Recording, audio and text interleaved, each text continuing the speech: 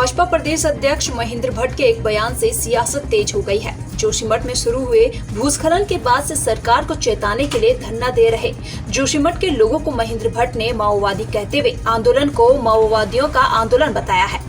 उनके इस बयान के बाद उनकी चौतरफा निंदा हो रही है। वहीं आज उत्तराखंड क्रांति दल के महानगर कार्यकारी अध्यक्ष किरण रावत ने महेंद्र भट्ट का पुतला फूंक कर उनका विरोध जताया और कहा कि जोशीमठ में जनता की हालत अत्यंत चिंताजनक बनी हुई है। भारतीय जनता पार्टी के प्रदेश अध्यक्ष महेंद्र भट्ट द्वारा दिया गया बयान आपत्तिजनक ही नहीं दुर्भाग्यपूर्ण है। इसकी जितनी निंदा की जाए उतना ही कम है। उत्तराखंड क्रांति दल द्वारा इस बयान के खिलाफ मुखर होकर महेंद्र भट्ट पर राष्ट्रद्रोह का मुकदमा दर्ज कराने की मांग की गई है और पुतला दहन कर जबरदस्त विरोध किया गया है।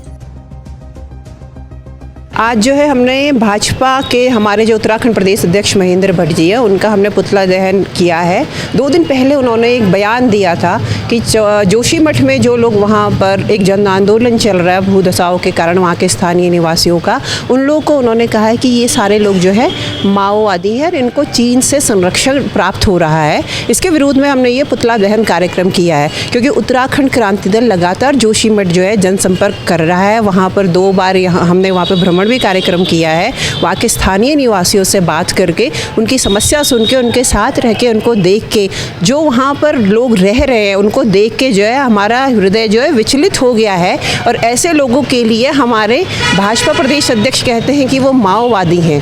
क्या अपने हक के लिए वहाँ पर बैठना, आंदोलन करना, वो हक कि जो एक वो वहाँ पर आई हुई आपदा कोई प्राकृतिक आपदा नहीं है, वो मानव निर्मित आपदा है। क्योंकि 2013 में जब केदारनाथ आपदा आई थी उसके बाद सुप्रीम कोर्ट की विशेषज्ञ समिति जो गठित की गई थी उन्होंने स्पष्ट अपनी रिपोर्ट में कहा था कि जो भी उत्तराखंड के पहाड़ हैं वहाँ पर कोई भी बड़ी परियोजना जो है नहीं चलाई जा सकती क्योंकि वहाँ पर जो है भविष्य में खतरा पैदा हो जाएगा। उस रिपोर्ट को दरकिनार करते हुए वहाँ पर जो NTPC द्वारा वो एक टनल बनाई जा रही है, हेलंग बाईपास का वहाँ पर निर्माण हो रहा है, उसी के चलते जो है जोशीमठ में वो भूदशाओं की समस्या आ गई है। और इसके लिए वहाँ के स्थानीय निवासियों के घर जो है वो टूट गए, छत गिर गई है, नीचे बह गए हैं। वो लोग अपनी समस्या के लिए कि पहले हमारे पुनर्वास की बात करें, मुआवजे की बात करें, इसलिए वो वहाँ पर बैठे हुए हैं। और उनको नज़रअंदाज करके उनको माओवाद की संज्ञा देना ये तो साफ साफ भाजपा के दोहरे चाल चरित्र को दर्शाता है। इसी के लिए हमने जो ये पुतला दहन कार्यक्रम किया है कि भाजपा प्रदेश अध्यक्ष को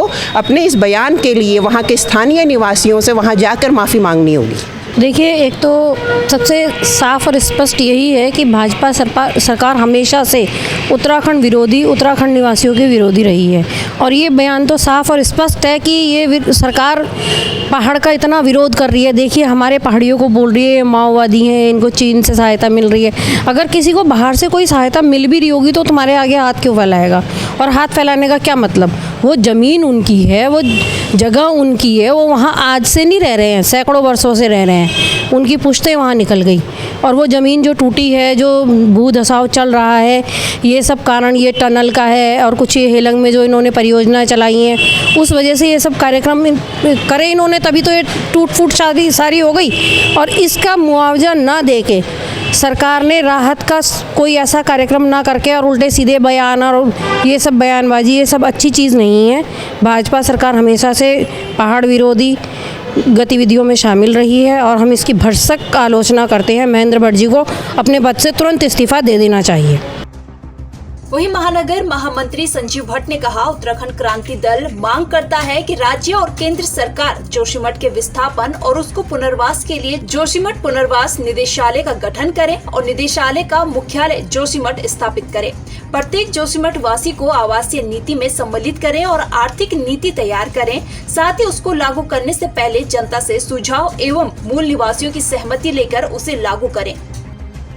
मैं अपनी पार्टी की तरफ से, महानगर की तरफ से महेंद्र भट्ट जी के इस बयान की भर्त्सना करता हूँ, घोर निंदा करता हूँ। जो इन्होंने हमारे सीमांत प्रदेश जो चीन की सीमा के प्रहरी हैं, हमारे आपके लगा लीजिए माणा लगा लीजिए, जोशीमठ लगा लीजिए, ये हमारे सीमांत ज़िले जो हैं चीन सीमा के प्रहरी हैं। और आपने देखा होगा हमारी सेना में ज़्यादातर हमारे पर्वतीय क्षेत्र के सैनिक अपनी जान की कुर्बानी दे करके अपने देश की सीमाओं की रक्षा करते हैं। और उन पर जब विपत्ति आई, मैं खुद वहाँ गया था 10 तारीख को, 3-4 दिन हमने वहाँ भ्रमण किया।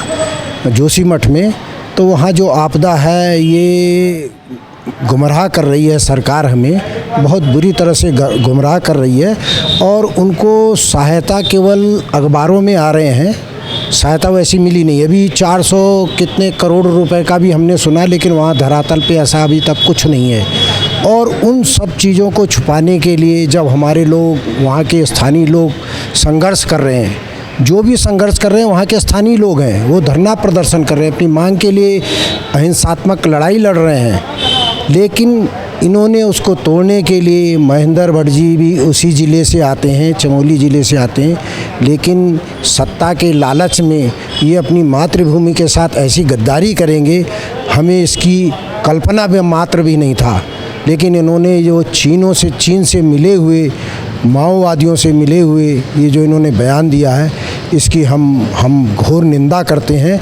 और हमें बड़ा दुख भी है कि एक राष्ट्रीय पार्टी का, प्रांत का अध्यक्ष ऐसी बातें करता है और उनकी सरकार, उनके बड़े केंद्र के पदाधिकारी उनको नसीहत नहीं देते हैं कि आप इस प्रकार के अनर्गल बातों को न बोलें।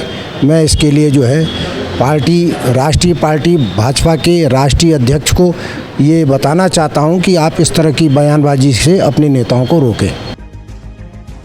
एक ओर जहां जोशीमठ में प्रकृति अपना कहर बरपा रही है, तो वहीं दूसरी ओर जोशीमठ पर बयानबाजी का दौर भी लगातार जारी है। जबकि यह समय जोशीमठ पर राजनीति करने का नहीं, बल्कि जोशीमठ को मिलकर बचाने का है। कैमरा पर्सन दिनेश कुमार के साथ प्रदीप तरमोला की रिपोर्ट।